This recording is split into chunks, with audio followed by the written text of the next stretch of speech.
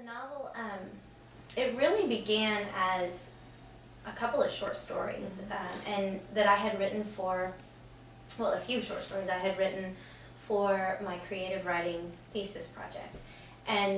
But the characters, they just kept talking to me. And so then I realized that some of these characters they're related to one another, and so it just kept building and building and building from there. So I started finding these connections and weaving them together.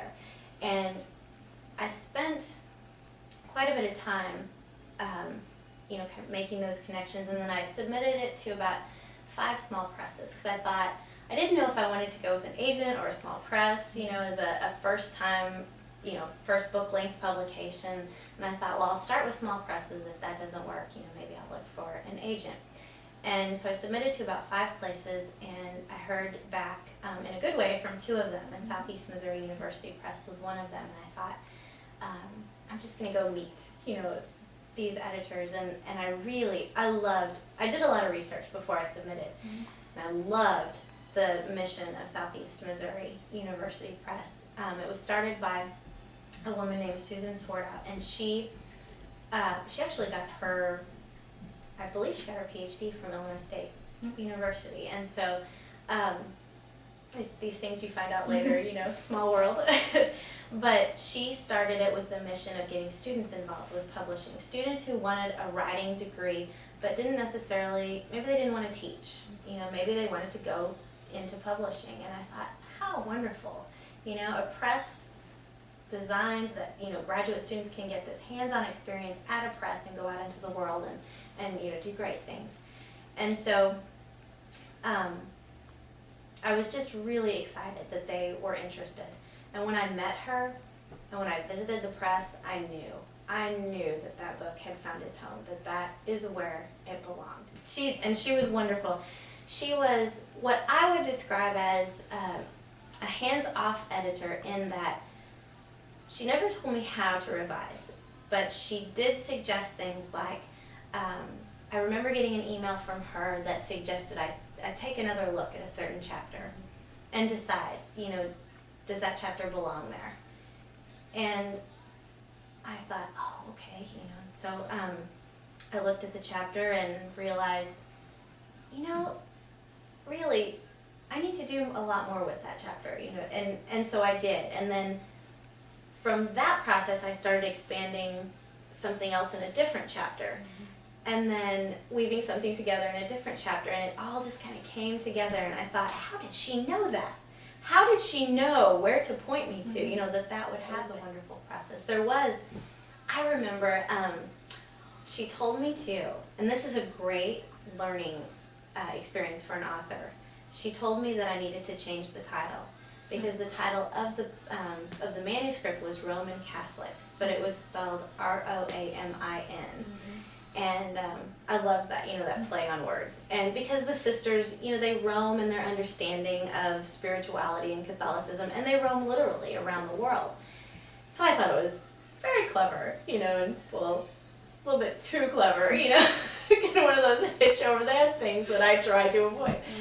And so when she told me that, I thought, oh, it's one of those kill your darlings sort of things, right. You don't want to kill your darlings. But I thought, okay, you know what? I teach this. I teach my students, trust an editor, who has a lot of experience and who knows these things. You must trust. Think about it. So I thought about it, and I thought, okay.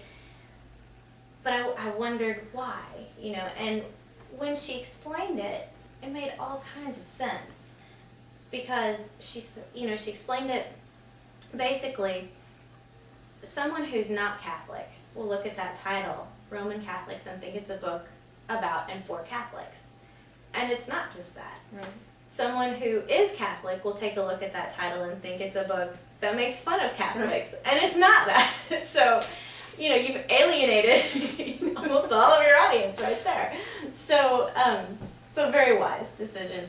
And so I remember she told me that the title should be fresh and it should be curious. And she asked me to come up with a few, suggestions that we could bandy back and forth. And so the Yonder side of Sass in Texas was one of them, and it was my favorite. I don't think I said that to her, but I think it ended up being her favorite too. And that's what we landed on. 'Cause I remember you reading a section from this at a brainchild meeting a long time ago. Yes. And I think I was still in graduate school at that time, or maybe just out of graduate school. So how many years process? Well, let's see. I sat on it for about a year after graduate school, because I wanted to. I had done so much work on it, you know, and I think sometimes you just need to let things sit and come back to it with fresh eyes. And then, so when I came back to it, I did several months of revision, or I spent several months in revision, and then I submitted it. From the time it was accepted to the time it was published, that was a long process as well, longer than I thought. I didn't realize, you know, everything that, you know, a book had to go through, but it was wonderful, and I cannot tell you how incredible it was to know that so many people were reading my book so closely, you know, and getting comments back and questions about tiny, like little detailed things, and I thought, wow, this is incredible, and I was so grateful that the people put that kind of time and effort and passion, you know, into what I was doing and bringing it to life. I'm thrilled when people tell me that the book reads like poetry, you know, that some parts of it read like poetry. That makes me just so happy. I love that, because like I said, I did pay a lot of attention to language and to the rhythm of words and the sound of words, and so that was very important to me. And as far as the different narrators, I know it sounds crazy, but it was almost as though I was kind of this conduit to get their story on the page.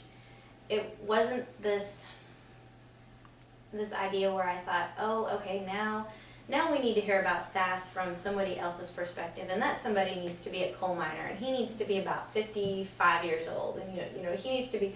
It wasn't that at all. It was almost as though the stories came out, and then I had to figure out, what is this, and why, and I don't question that process too much, and you know, perhaps I should, but I just love it that it happens, and I love it that it presents itself to me as something that I need to hone and something that I need to figure out, almost like a puzzle. Where does this go, and why is this important? And sometimes some of it is not important, and you have to be able to recognize that and, you know, cut it. And that's hard. It's really hard. It's one of the hardest things to do, I think, because you know, I cringe sometimes, and I used to keep old drafts of everything, and then, you know, my files on my computer just got to be, it was horrible, like, to the point where you almost can't find anything, you know, because you have so many drafts of something, and I thought, that's ridiculous, just get rid of it. If you need it, it'll come back, trust, you know?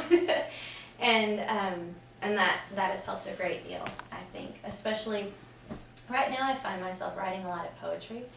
People have asked if, and this is interesting too, some people have asked if I'm going to write a sequel. Now when people ask that question, I get so thrilled, because I think, wow, they like the characters so much, you know, the first time, that they want to see them again. And but I've shared that with other writer friends of mine, and they kind of scoff, and they think, well, I don't know what they think, but they kind of scoff as though, you know, like a sequel. Sequel's never as good as the original, or, you know, that it maybe takes it down a peg or something like that, and I don't think that at all. I am thrilled that people want to hear Sass's story. You know, they want to know, you know, what happened during these years, and what happened afterward, and about Texas, and even about, you know, Slug and those types of characters. I hope they start talking to me again.